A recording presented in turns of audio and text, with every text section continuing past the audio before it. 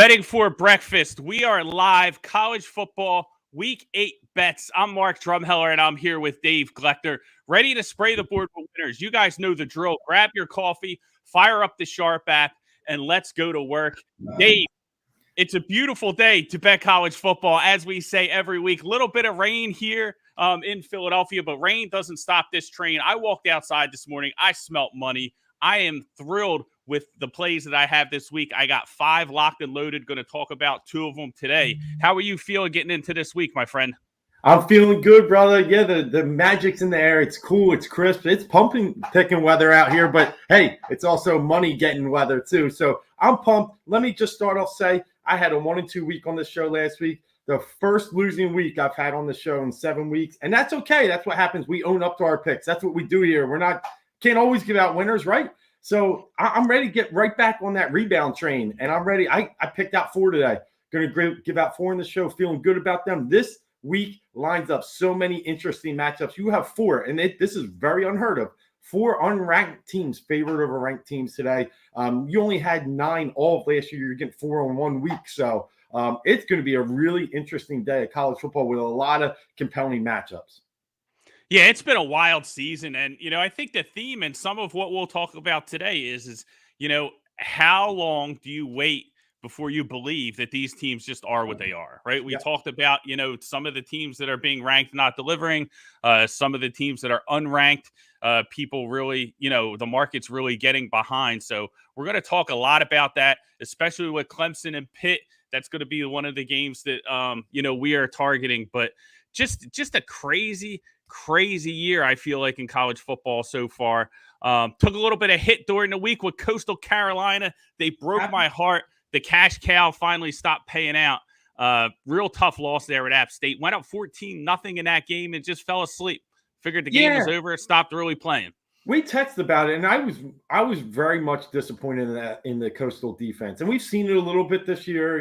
Versus Kansas, they let up a ton of rushing yards, and it's not the same unit that they had last year, the Black Swarm. But I know Cameron Peoples is an amazing running back. I know App State has that great running game. But I never saw a guy like Bryce being able to throw the ball, and he did, and he threw with efficiency, and that's really what surprised me in that game. Yeah, he did. I mean, he played the game of his life. I have no idea where that came from, but, I know it's a game that he had circled. He was posting the Instagram messages he was getting from people from Coastal Carolina when he transferred. The kid Gallagher was giving him a hard time, saying he wouldn't even win the job, and he had the last laugh. And to me, it's just we talked about Coastal Carolina and just how Grayson McCall can really ascend, their program and kind of, take their program to the next level if he continues on his trajectory. But losses like this are just killers, man. Because it just really validates everybody out there saying that Coastal Carolina is just Coastal Carolina and they really don't play anybody. And when they do, they had that huge win against BYU last year. So for them to fall in that game against App State, I just think really pushed them back.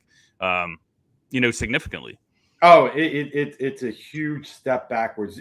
For every win they got, a little momentum. This probably takes back everything almost from the beginning of the year. And it's a shame because that's a program that's building. And McCall is a great player. And I think Chadwick is a great coach. It's just that one stings. Yeah. And listen, let's talk about, before we get into the picks, I also want to talk about LSU, right? So big news out of LSU, Ed O out the door, right? A lot of people thought he wouldn't, be there next year, but interesting with the timing on how it came out.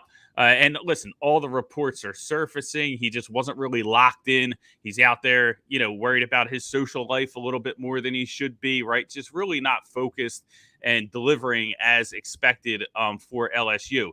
Now, we can get into all the scandalous stuff with Ed O and all the rumors and all that stuff, but really I want to focus on, from a betting perspective, how does this impact the market, right? So we look at the names that are on the list because that's what we hear about. We went through this with USC. They're going to target, all these Urban Meyer, James Franklin. You're hearing James Franklin again. You're hearing Lane Kiffin, LSU, one of the most prominent jobs in the country.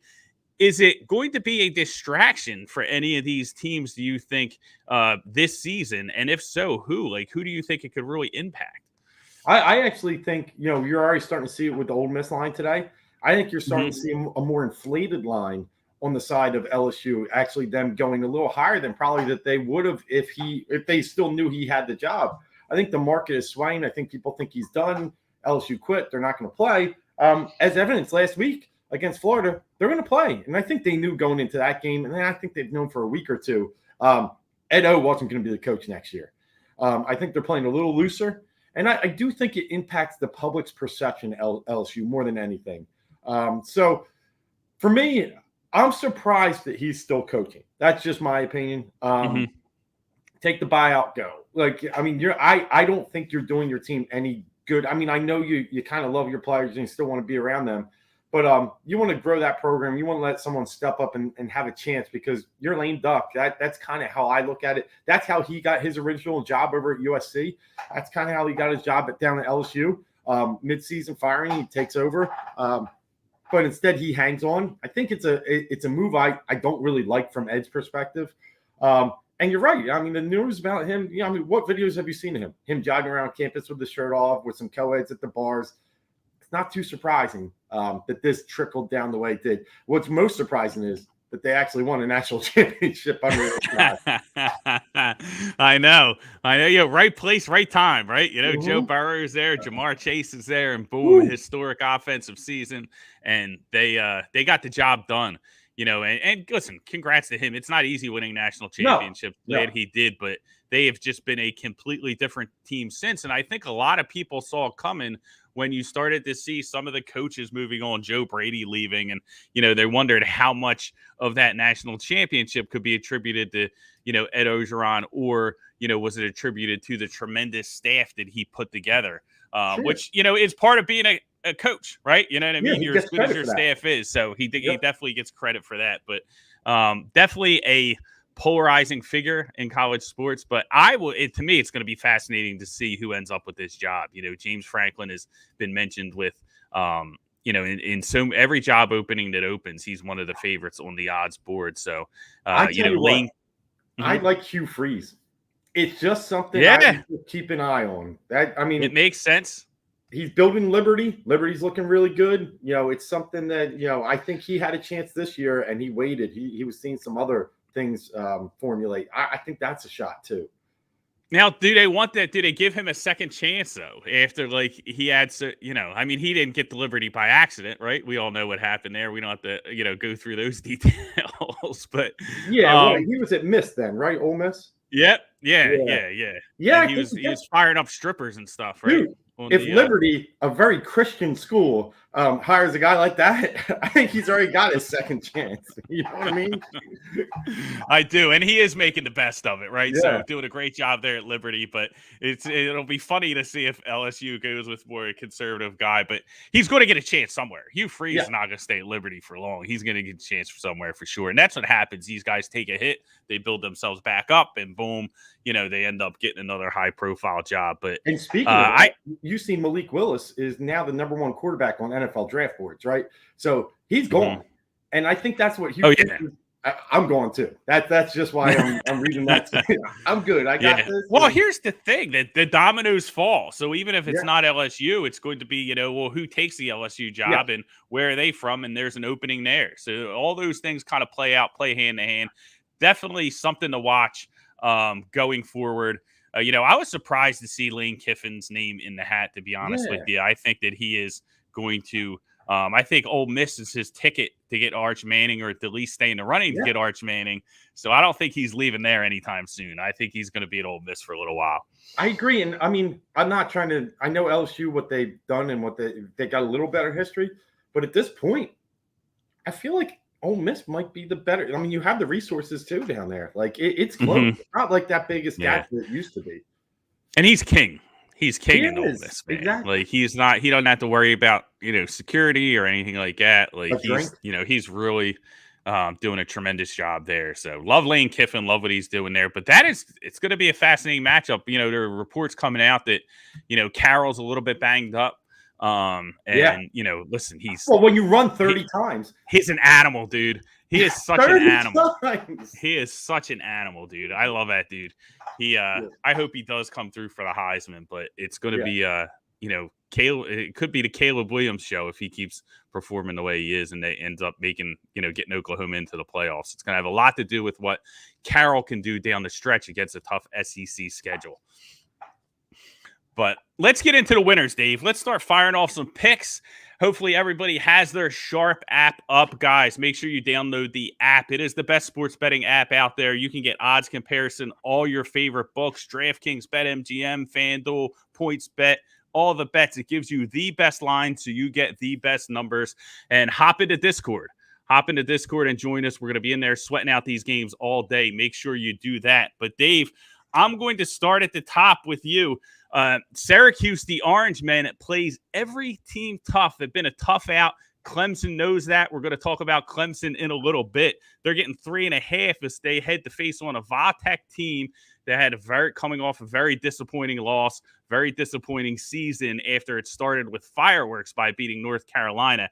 How do you see this game playing out? Syracuse getting 3.5 on the road at Vatech. Yeah, great point about Syracuse just hanging in everything. They've lost their last 3 games by 3 points. The Wake Forest and the Clemson games are just heartbreakers. And those 2 teams, obviously, big dogs in the ACC. Well, Clemson was kind of still hanging on. Wake being undefeated. They're 4-0, Syracuse, in the last 4 games against the spread. 7-1 overall in their last 8 ATS. They are just a cash machine for bettors, even though on the season, they're just sitting there at 3-4. They've made a change. They're just totally focused. Dino Babers, head coach, is looking just to run the ball. And he's got some really good assets there. Obviously, with running back Sean Tucker, he's going for over 100 yards in 6 of the 7 games this year. And now inserted QB Garrett Schrader. Dude, if you haven't seen him yet, he just looks like that, just strap it up, wear some flannel and some boots, and let's go to work. Big beard. And I mean, this guy is like Ryan Fitzpatrick all over again, except all he does is run. And they just bring you this different toughness that Syracuse really hasn't been known for in the past by bringing this physicality in this run game. And I look at Vatech on the flip side. My one winner last week was fading Vatech, and a lot of that goes back to they just haven't been very good this year on offense, and they just did it even worse last week. Braxton Burmeister at quarterback went 11 of 32. 33% roughly completion percentage from the quarterback position is atrocious, and that was against a very bad Pitt defense from a passing attack perspective. He couldn't take advantage of the opportunities that Pitt presented. And I just think something's up. And you saw it in the Notre Dame game a couple weeks ago. Burmeister went out with a hurt shoulder, and now he tries to tough it out and play last week. And I think they're a mess at the quarterback position overall. I think Syracuse has some momentum. I'm getting an extra hook here. I like the Orange in this game. I mean, as much as I think they can win outright, I think the hook matters. And like we said, they've lost 3 in a row by 3 points. Give me that extra hook. I think they're the better team in this matchup. Vatech's not very good. They beat UNC, and that's about it. They hung in with Notre Dame. But I think the coach is on the hot seat. And I think this offense is just not good enough to really, stretch this lead and play in front. And Syracuse will be able to run and stay within the 3, maybe even win. Yeah, I love it, dude. Syracuse, a team that hangs in there, hangs tough. So getting the number at the 3.5 here, I feel is very important. Get the 3.5, punch it in, go fire it up now. Syracuse Orangemen taking on a Vatech team that, like you said, it's like they won their Super Bowl the first week. They beat UNC, and then they just kind of fell apart ever since. But let's get into I'm going to go next into a game that I played. Dave, we were texting about this game. Last Sunday, we got a tremendous number on this game. And this is a fascinating matchup. A lot of people are talking about this one. And this is Clemson against Pitt. And we talked about, teams showing us what they are and whether, we're believing them. And I think Clemson fits that bill. And I think Pittsburgh does in a way, too, on the positive side of things. Clemson is a team that has let people down all year. Everyone expected them to be in the playoffs. They're not anywhere close. This game right now is lined. It looks like Pitt minus 3.5. You might be able to find some 3s out there, but I think it's pretty much closely 3.5 across the board. Dave, we got this one at +3 on Sunday, which, there was a book out there that laid +3. We jumped all over it with Pitt. Now we're seeing everyone else open up 6 points in the other direction. So we have a tremendous amount of value here. Those who joined Sharp Bets, they got the release at +3. So listen, join the team, guys. You get the best numbers. We're sitting here. We're waiting for these openers. We're sending them out to people.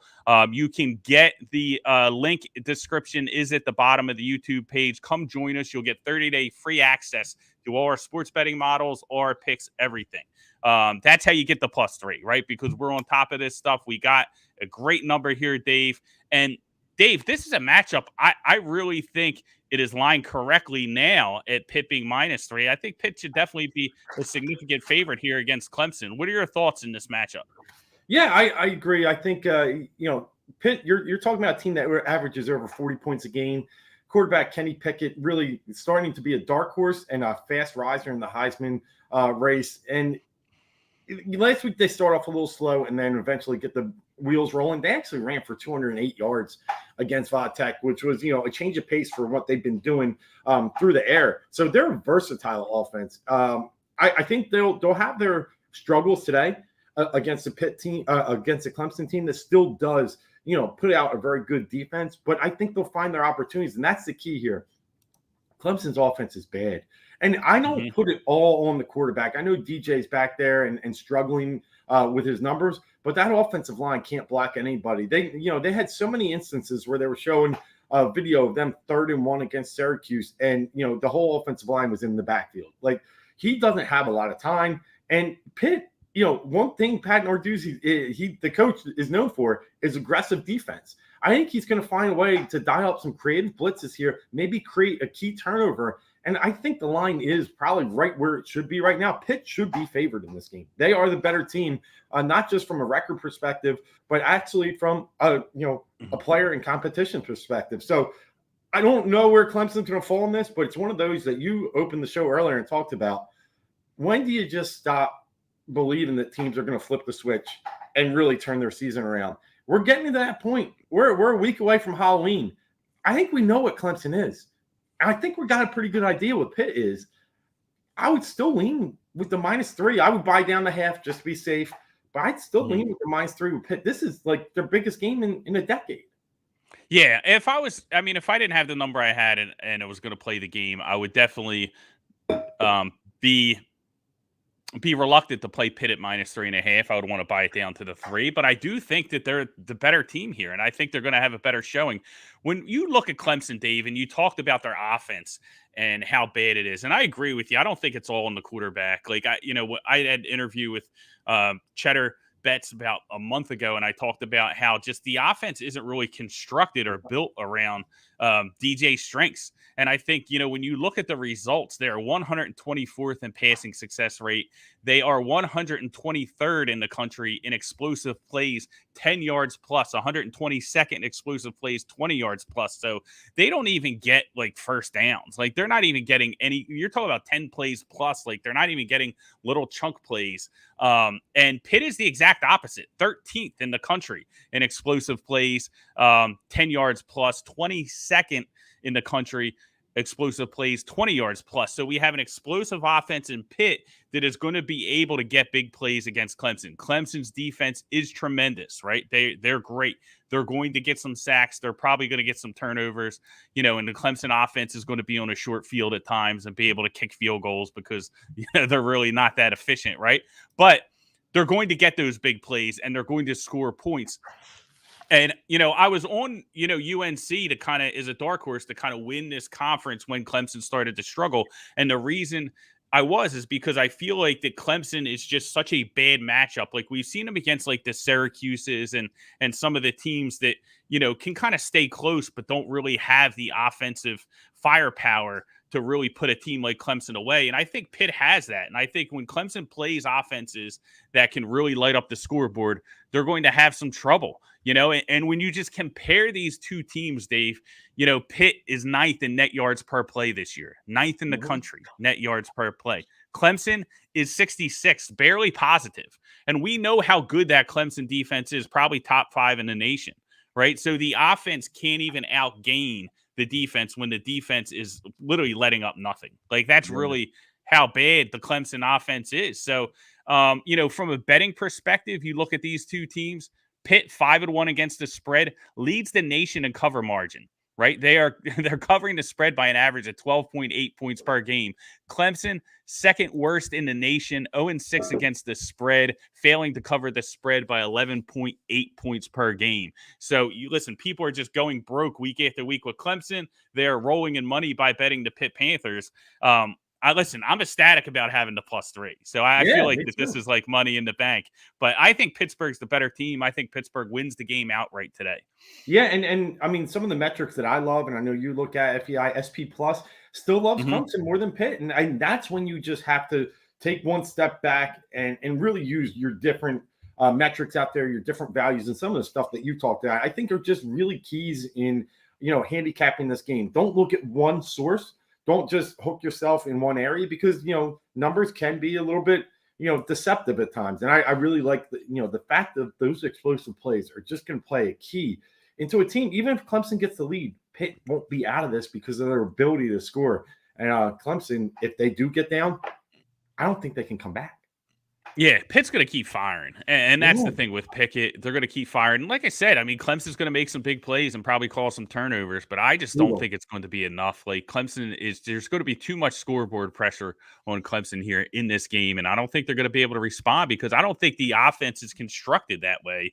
They got a quarterback who, really is probably best off when he's throwing the ball underneath and kind of, really trying to, be efficient. And they really don't have those types of receivers. They got receivers that can win contested catches downfield, but not a lot of guys that can get separation. So I just don't think it's a good fit with the quarterback. We saw the same kind of thing with Oklahoma, right? We knew the offense was broken. We knew something was wrong here, and they kept telling us week after week that they're really not going to be the Oklahoma we thought they were.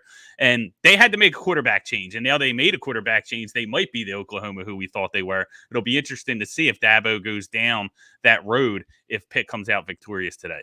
Yeah, absolutely. It's going to be, it's a must-watch game, especially for ACC fans, because you're starting to see a little changing of the guard. And you guys that have Clemson fatigue, like a lot of us, watch today. It could go just the way you unravel. See it. Yep. Yeah, 100%. So let's forget, I always got to pump this up. Took the Pitt over win total of 7.5 and took some money on them to win that side of the division at 10-1 earlier on the Sharp app when we were doing our ACC preview. That's why you listen. That's why you watch. You take a shot, these long shots. I didn't take them to win the conference. I didn't have that much confidence, but this is the team that was live. And I think now people really realize that. Yeah, always a good defense, but they finally have the passing offense to complement it. So love what the Pitt Panthers are doing. Another team that I loved what they were doing, right? You know how sour and bent I was about the Iowa Hawkeyes. Let's talk about the Purdue Boilermakers who ended the season of Iowa, +3.5 this week. They host Wisconsin. Wisconsin team that, again, has let people down all season. Dave, how do you see this one playing out? Is there a letdown coming for Purdue, or is Wisconsin one of these teams that just the light's never going to come on?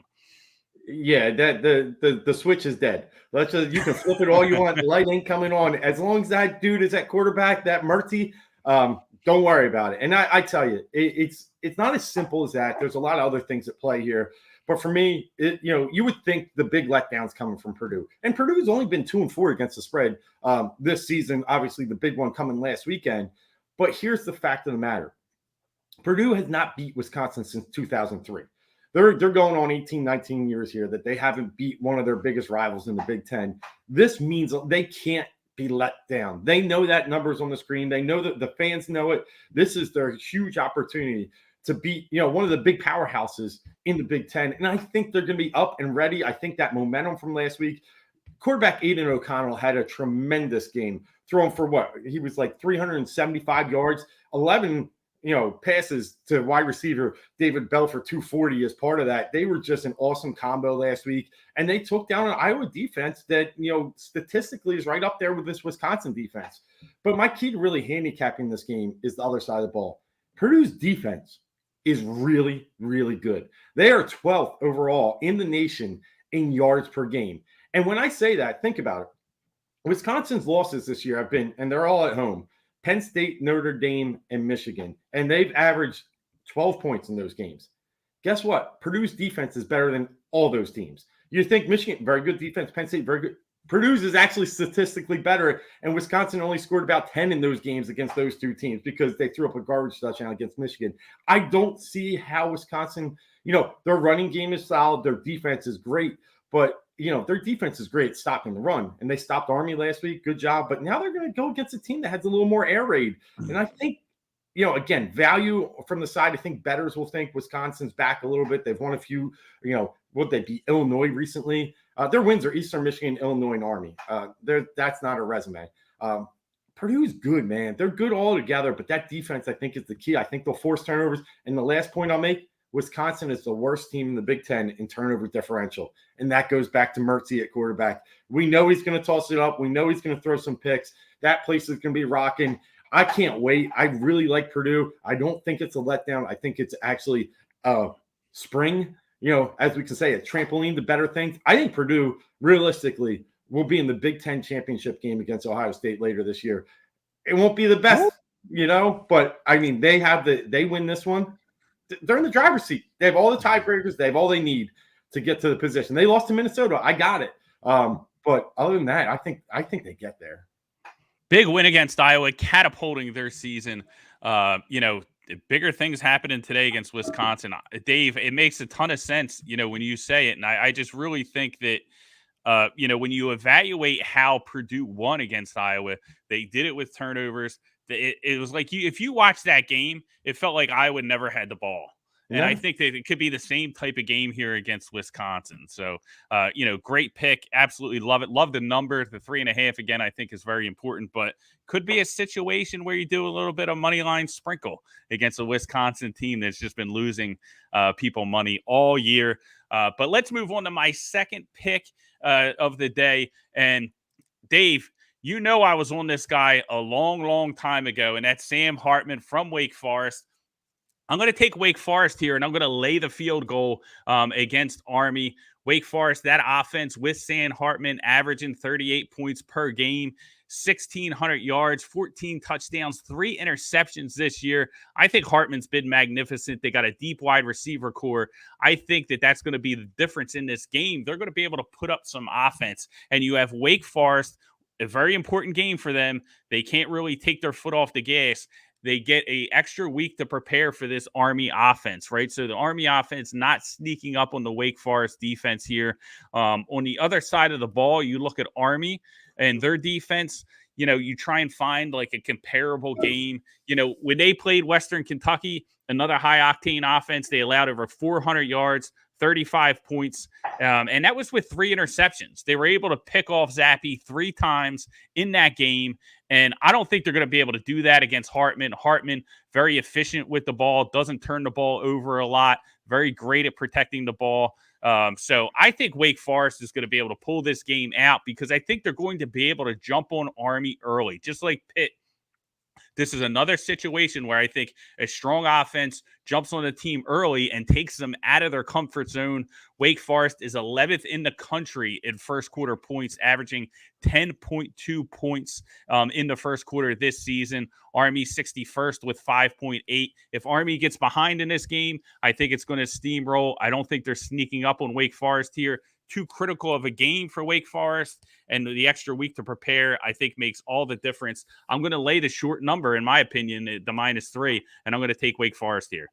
Nice. I like the pick. I think the key will be, does Wake, fix a little bit of what they had troubles against Syracuse, and that's their rushing defense, because we obviously know the Army is going to do 90% of the game on the ground. So, and that extra week off, I think that's a nice, a handicapping advantage there, where they're able to prepare for a team that, not a lot of people usually see that type of offense. So I think that's a really good point. That extra week off, I think, is key, especially when you're going against teams like Army. Yeah, because it's a unique, like you said, it's a unique offense they're facing, but they get the extra week. They can kind of figure out, how do we slow this thing down? And that's all they got to do is slow it down. Wake Forest going to put up points in this one, so I'm comfortable laying the 3 here. But Dave, let's fire off some more winners. Let's keep the train going. The Beavers of Oregon State getting 3 points against the Utah team that I was very big on coming into the season, but have kind of cooled on because they had so many problems at the quarterback position. All that seems to be settled here. But Utah taking on a live Oregon State team here, +3 in the Pac-12. What's your opinion on this game? Yeah, Utah, huge win last week against our boy Herm. One of those games we were both scared about. Wasn't sure where they, undisciplined Herm team. I'm never sure about Herm and the No, Arizona State Sun no. Devils. Like they're I have great. no idea. Yeah. The games aren't close. If you can find the right side of Herm, you're going to win easy. That's just how it is. The good thing is you never have to sweat it out. Like you always know right away whether you won or lost. It's never a fourth quarter sweat with Herm. No, I didn't touch it. I was looking last week. Yeah, they were -1 at Utah. They go up early, and then Utah just steamrolls them. And Cameron Rising at quarterback for Utah, they found someone. He's coming off the big win at USC. They are comfortably the favorites in their side of the Pac-12, now 3-0 in the conference. And really, that's coming off some early losses, but the early losses don't look so bad anymore. I know BYU's not great, but the San Diego State game, obviously San Diego State now is ranked number 25th in the nation. So I think Utah has found their way a little bit. And that brings us to today versus Oregon State. It's really a matchup of two different styles of teams. Oregon State leads the Pac-12 in offense. They're putting up a ton of yards, over 430 per game.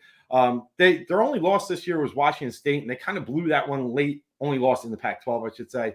And I just feel like Oregon State, if they didn't lose that game, I think game day might have been up there today. That's how big this game really does fare in the Pac-12.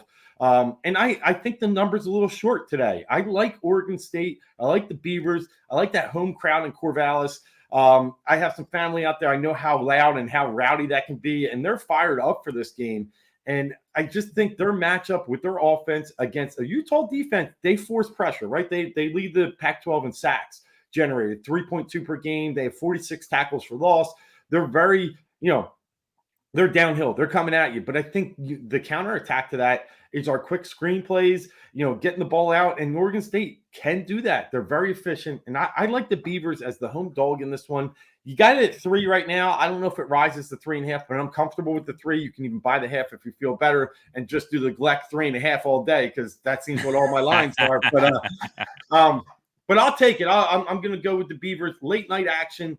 Really excited for this game. It's going to determine, really, potentially, who comes out of that side of the Pac-12. Yeah, Pac-12 wide open this year. It's absolutely crazy, man. It's like, week after week, I feel like the landscape changes. Teams kind of look like they're, going to really try and, be as significant players in the Pac-12, and then they end up losing the next week. So you never really know what's going on. But, Oregon State, Beavers +3.5 fire away against a Utah team, letdown spot coming off a big win against Arizona State. So love the Beavs there. Love to play. Dave, let's try and squeeze in one more real quick. Do you want to talk about this Air Force San Diego State game, or do we want to do Oregon UCLA?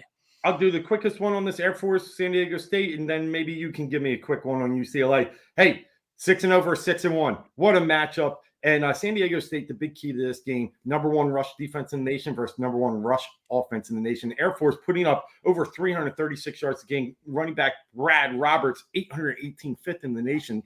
It's, iron meets steel. It's going to be a tough one. And I really think this one's that type of grinded out, tough game. The key for me is San Diego State's making a big quarterback change. They think they found some magic in quarterback transfer from Georgia Tech, Lucas Johnson, who came in at the end of the San Jose State game, threw 2 touchdowns in overtime to keep their undefeated season alive. I just think this is a tough spot. Going to Air Force that has a really good defense, new quarterback, rabid crowd. I think it's a tough situation. I like Air Force here. They're coming off the huge win at Boise. I think they got something rolling. And I'll take the Falcons. They're looking good this year. Covered the spread, I think, in 6 of their 7 games. They've really been a good bettors team this year. I think it continues today. Yeah, I liked them against Boise. I didn't pull the trigger, but it just seemed like a spot where Boise was a little bit overrated there. Air Force definitely doing some things, man. It's going to be a tremendous game. The other big game in the Pac-12, I'll touch on real quick, UCLA, Oregon. Dave spoke of. I think this is 2 teams. Both of them want to win the same way. They want to run the ball. They don't really have quarterbacks that can push the ball down the field. And I just think Oregon's a little banged up here. This one opened as a pick, right? We've seen it kind of move towards UCLA, got up to 2 at some spots, back down and settled at -1. But I think Chip Kelly gets it done here against Oregon. I think they end up winning. It's going to be a close matchup. I didn't pull the trigger on it just because, it's hard to take them in this spot when both teams are trying to run and neither quarterback can pass. And it's like, who gets some big plays here and there. That kind of stuff's going to really play into it and be a big deal. But I do like Chip Kelly and UCLA in that matchup. I do. If I were to play it. What are they, like 91 yards per game they allow on the ground? So I really do think they are, I think they have the better defensive unit from to stop the rush. And I think it's going to be a big game out of Charbonneau. So I agree with you. I think UCLA is the side here. Yeah, definitely. So listen, we got 5 minutes left. We're going to bring on our girl Lexi, who's been doing a tremendous job behind the scenes, making us look good. And we're going to talk a little bit about the Big Ten, her Michigan Wolverines taking on Northwestern, and Ohio State taking on Indiana. So we're going to get her opinion on that. Let's bring her on now. Lexi, how you making out? I'm good. I'm excited.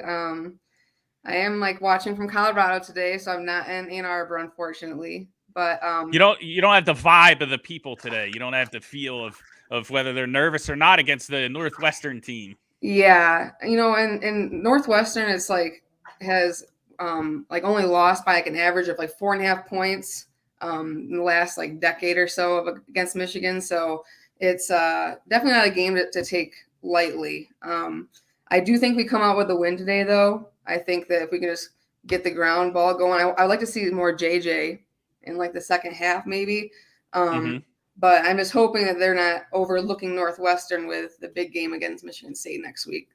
So it's it's tough because typically it's a big number, I feel for Michigan, and typically I feel when they're the better team, they kind of run it up. But I'm just a little worried about laying. Are they really going to be able to cover that number at 23? I think this could be a game where they do run the ball a lot, and it could be a little bit more low scoring and a little bit more closer. And they do have that look ahead spot against Michigan State next week. Yes. So it's just about, keeping their eye on this game today and just taking care of business so we can go into East Lansing next week undefeated. Yeah, it's going to be a massive game, that Michigan State. Now, is Michigan State on a bye this week, or are they playing? Yeah, so they're on a bye going into the game against us.